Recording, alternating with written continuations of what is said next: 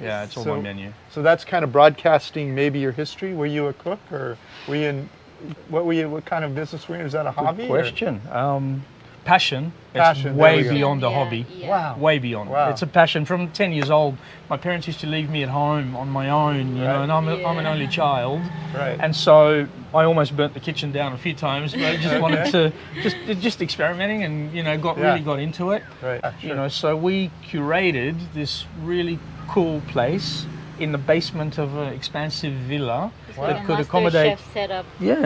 accommodate 12 guests at any one, 12 budding cooks at any one time. Right. And then we brought chefs on their night off from 5-star hotels to present and to do that live cooking stuff.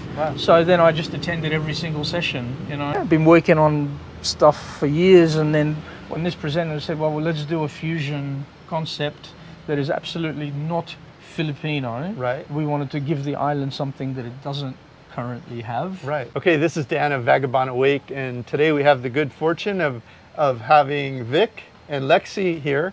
We're in the Philippines. Welcome to the channel, you two. Thank you. Thank you. Yeah. So tell us a little bit about how the two of you met. But, You want the top secret information? well, there's the official story or the real story? Just the shortcut. Well, the shortcut is we're actually. My dad enrolled me in because he thought I really need to meet a nice person. So my dad enrolled me on a dating site. Okay. Yeah, okay. literally. So that's where we met, and we chatted for like a year and a half. Okay. And then, you know, things kind of came to a head, and we got to meet in Manila, and then I brought Lexi to beautiful Puerto Galera, and here we are. Never go back. never go back. Well, that answers the next question. Yeah. So you like this area of the Philippines? Have you been to other areas, the two of you? Or? Not really. Yeah, since I came, I never go to other places. Only Manila. Okay. And, Good. We've traveled around Baguio and obviously around the Luzon, mostly the Luzon island. Okay. We did have lots of plans for travel, and then the pandemic hit and kind of killed all that for a while. So when did you two meet? What year roughly? 2016. Meet face to face. Yeah, in person. 2016. 2016. Yes, Okay. I think That's a year we met also. Yeah, that's what we met. Hey, all right.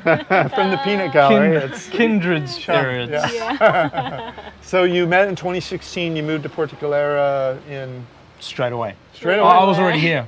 Oh, okay, great. I got out of corporate life that year. Okay. Ran away to discover my mojo, rediscover it. Okay, actually. good. All right. yeah, So he's living with the first dog that he has in Philippines. My dog and I. oh, Yeah. so you came over here from From Kuwait. Kuwait. Mm-hmm. Okay. And And I spent a few years in the Middle East. okay. And what made you think Philippines? Well, maybe show your viewers the views, and you've met the people at some point. At some point, yeah, let's do it now since you brought it up. This will really help because. So you guys ready? 1, 2, 3. Keep talking. It'll pick it up. Okay. Look at this view. We're sitting in their restaurant. We are. We are, and we're in that's Not how we Just met Coffee. them. We came here today, and we had really just amazing food. And as you know, I like to interview expats, and here Vic was, and that's how this whole thing started. My thing was Bali. I was always focused on Bali as a kind of early retirement destination. Right. And then I grew up in Australia, born in the Soviet Union. Okay. But grew up in Australia. So did that make you a dual passport or triple passport? No, just Aussie. Okay. But I am now a resident of the Philippines. Okay. Okay. Bali was going to be the place, Right. and then I discovered that it became an extension of Australia. Yeah. You know, Bali has more Australians than probably any other place that is not Aussie. So I said, no way, that's not going to happen. So I discovered Puerto Galera in about 2014. Right. Fell in love with it. Wow.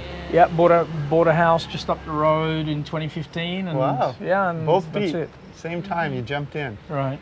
So 2015. So when did you first start coming to the Philippines?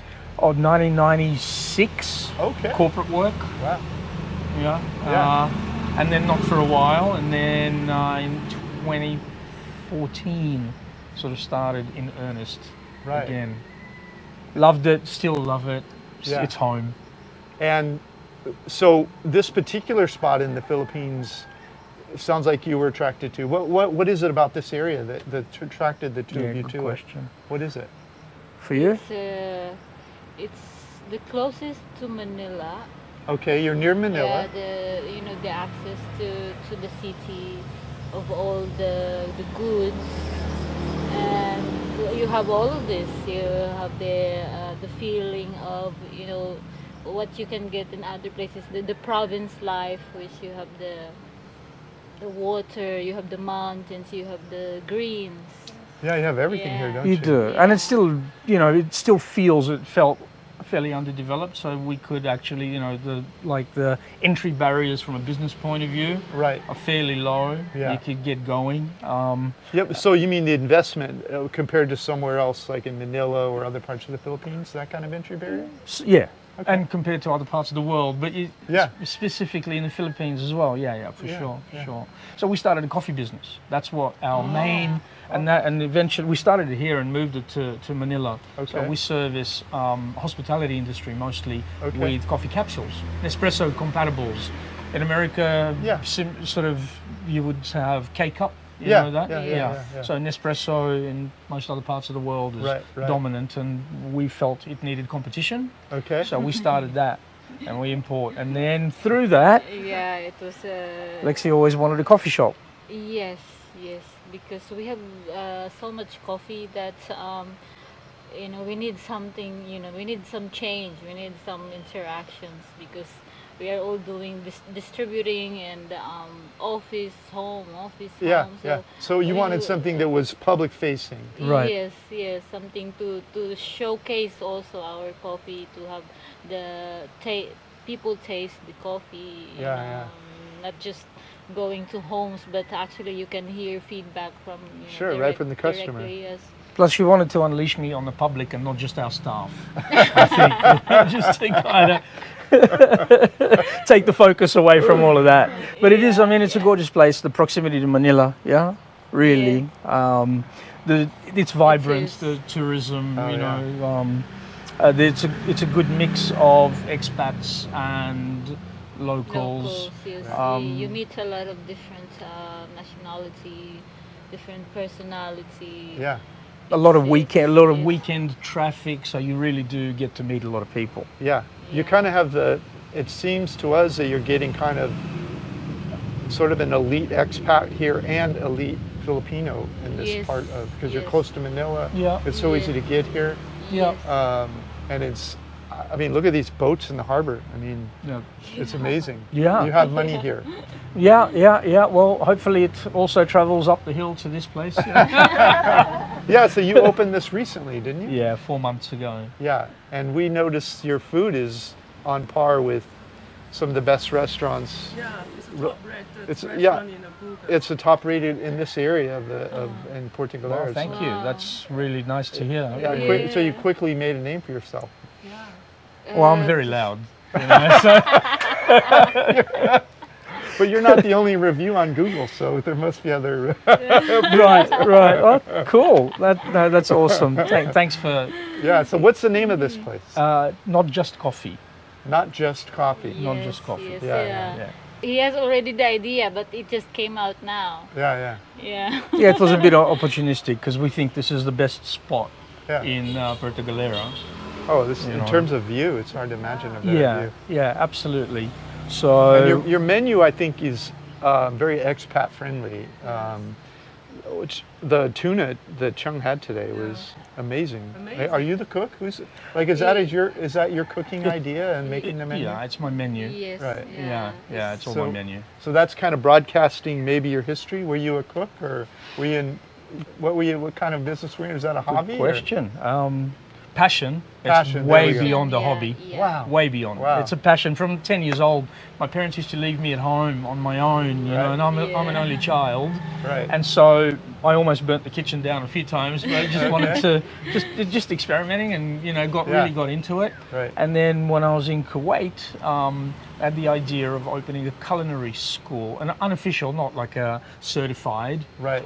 We thought it was for bored expat wives. Right. Right. But it turned out to be completely different. It turned out to be for wealthy Kuwaiti Kuwaiti ladies Right. who were never afforded the opportunity of cooking at home because they always had house help. Oh, I They see. couldn't get into the kitchen, but they wanted to meet guys and they wanted to cook for the family. Yeah, You sure. know, so we curated this really cool place in the basement of an expansive villa It's that like a could master accommodate chef setup. yeah, they accommodate 12 guests at any one, 12 budding cooks at any one time. Right, And then right. we brought chefs on their night off from 5-star hotels Right. to present and to do that live Wow. cooking stuff. Wow. So then I just attended every single session, you know, And learned how to and cook. soaked up as much as I could. And yeah, been working on stuff for years. And then when this presenter said, well, let's do a fusion concept that is absolutely not Filipino. Right. We wanted to give the island something that it doesn't currently have. Right. Yeah. And then we specialize, not the dish that you had, but we specialize in sous vide cooking. Sous vide. Sous vide. Yes. So it's a precision cooking, vacuum packed food, water bath. You set your times and temps, and I've been screwing Yeah, around with that for temperatures. years. Okay. And so you know, you want a medium rare beef tenderloin. Right. We know what we're doing with that, and Right. that's going to be consistent. Yeah. And it's going to be quick. So the 21-year-olds that are in our kitchen are able to produce, you know, something that a top chef in Manila would produce. Right. Because we basically Oh. pre-program it, Right, and so right. most of our food is now ready to finish. So people can, they can buy it here, take it home, and Yeah. eat it. Also. Yes, Oh. yes. Yeah, Wow, that's great. duck breast. So it's a lot more than a restaurant you have here. It's Yeah, we're also Yeah. developing a deli concept and hopefully take that into a retail Wow. sense in in Manila and beyond. Yep. Wow. So there's a lot of benefits to being here. You've already hinted at some. Cost of living. Like starting a restaurant in a place with a view like this around most of the world, you'd be talking a lot of money. But coming here and starting Yeah. a restaurant, did you build the place, or was it already here and you leased it, or what was the? Yeah, it's already here. Yeah, it's we already leased here. we leased it from someone who's very tired of operating, and it was a Filipino hole in the wall. Right. So we refreshed it and we gave it a new life. Right. Yeah. Right. Change a few paints and remove all the old stuff and put in new cool stuff, Right, like the right. tables Right. and chairs. Yeah, reconceptualized. Yeah. Yeah. But the start, look, it's not easy because on an island getting supplies Sure. for our style Yeah. Right. of cooking is not easy because we want European, we want Western, you know, quality, if you like. Quality, yes. Second kind of tier quality is unacceptable. Yeah. Of course. You know, yeah. we want to give people. But your the best prices, experience. aren't. I mean, they're nothing. Like they're really fair, even here, for what you're getting. Right. It's Well, we'll amazing. charge you double next time. No, we so said kind. before we even started to do this, we said we don't want to be like the others that, you know, Yeah. really it's not affordable anymore. Yeah. That it's, you know, you go out of the restaurant like, you know, thinking about how much money you paid for it, and like so we don't want that to Right. you know, Well, you've to accomplished give it. to our guests. Right. Yeah. Yeah. I mean, the dish that Chung had today was just a little under $6, and I was commenting to her that in New York or San Francisco or Seattle or London, I mean, that would start probably at $29 or $39. I mean, it's a multiple cheaper. Right. Well, remember the tuna. So it's a yellowfin tuna, right? Yeah, yeah. And that was caught just off the island. Right. Yeah. So in Seattle, that would have been imported for sure. So you're probably, you're paying for all that cold chain storage and everything else. So we're fortunate in that we can source beautiful. Sometimes, at the moment, there's a dearth of beautiful seafood. We're looking for seafood, and we're struggling to find it. But when we do, it's on the menu, and then we're able to pass that on to our guests. Yeah. I'm glad you enjoyed it. I do. I was thinking that the tuna would be like a Filipino tuna, the steak with the rice, and they kind of like, wow, I didn't expect this. Yeah, and I had a 𝗪cie𝗂𝗀, which was done very nicely. It was, That's the Middle Eastern time, you know. Yeah, of course. Bring some of that and the tzatziki from Greece and the hummus and all that stuff. I mean, it was a delight for us. We love Filipino food, but we can't get your menu in most parts of the Philippines. I mean, it really was a delight to eat here, and the view is amazing. And so, so what are your thoughts about other things? So just so you know, my channel is about expats that retire here. Right. You're not quite retirement age. You're not retired, but definitely not retired. I thought I was going to be, but it didn't work out that way. But what are some of your thoughts about retirement? Like expats worry about hospitals. Where's a hospital near here? Like, you got to go to Manila? No, you got to. Depends on your ailment. You got to go to 𝐿𝐴𝐿, which is the capital of Oriental Mindoro, 55 kilometers from here. Right. For any kind of serious ailment, and if it's beyond that, if it's cardiac or something like that, you're probably going to get airlifted to Manila. Yeah. Right.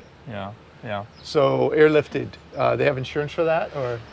Some have insurance for that. We do have. There's a guy who actually is an Austrian guy who started in like Klaus. Yeah, he started a service on the island with defibrillators, and you pay an annual kind of contribution to that, and then you're in that group, in that group and the insurance, and he's saved numerous lives with what he's been able to accomplish. He's on the go always. He's connected into the medical framework. Nice. But for certain, I'll give my mum, who's 77 years old. Right. She's on her own in Australia. Right.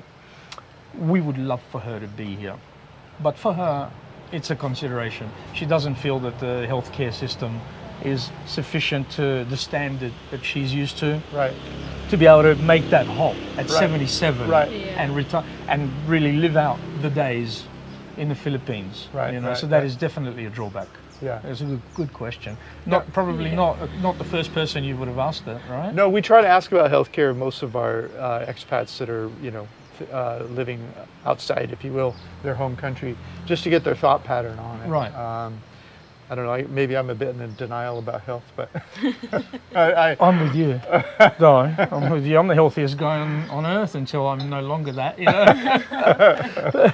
But look, Singapore's close. Singapore is exceptional healthcare. So if someone is insured for international healthcare, the annual checkups and so on. Manila has a few really good hospitals. Yeah, of course. Yeah.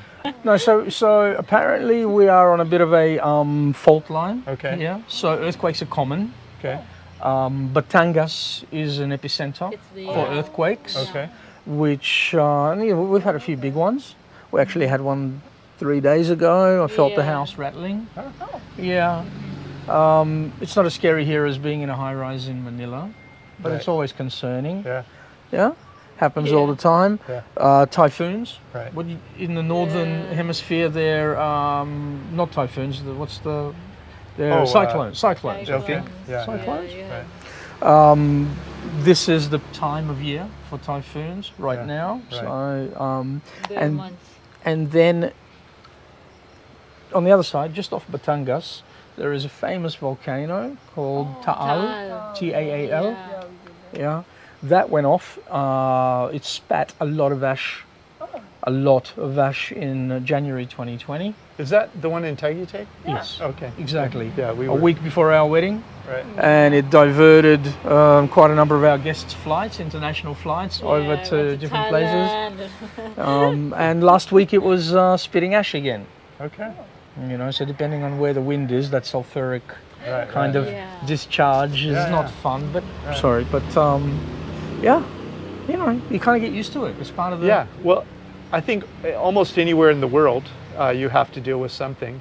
And so it's, the way I see it is, in order to enjoy the beauty of the Philippines, you have to think a little bit now and then about just watch the weather and don't live in personally I wouldn't want to live permanently in a high rise, but I would rather stay on a first, second floor, you know. So. Yeah. Right. And hopefully there's rebar in the concrete, this kind of thing, right? There is where we're sitting. In your house too, I hope. In our house too. Okay. It's a well-built house. Yeah. Well, Vic, it's been a real joy to meet you, and Lexi. It's a joy to meet you, and it's great to hear your story. And anything else come to mind that you would like to share? No, I think we're pretty proactive, right? We beat you to enough about the head and shoulders with questions. Certainly caught us off guard at the beginning with the "How did you meet?" That's okay. No, thanks, thanks guys. Thank you, Dan and Jane. Thank you. It's I mean, we met online too. So. Right. Yeah. Do people meet other ways now? I don't. Not sure. I think, well, everything's on. You shop online, right? So I mean, you just live your life online. Pandemic, you can't go out. Exactly. Well, thanks so much for coming on the channel, and people come on over, try the restaurant out, and you will not be disappointed. You will not be disappointed. That we guarantee. Definitely. Thanks so much. Thank you. Thank you. Thank you. Yeah, appreciate it, guys. Hey, if you liked our video, please like, comment, or subscribe. Any of that would help our business. Thanks so much. Thank you so much. Click the link in the notes below this video to get a copy of this content. Plus, grab a free copy of my ebook, How I Fired My Boss and Traveled the World for 13 Years. While you're there, check out our catalog of retired cheap reports all over the world and our hobby income course that we just released. Thanks so much.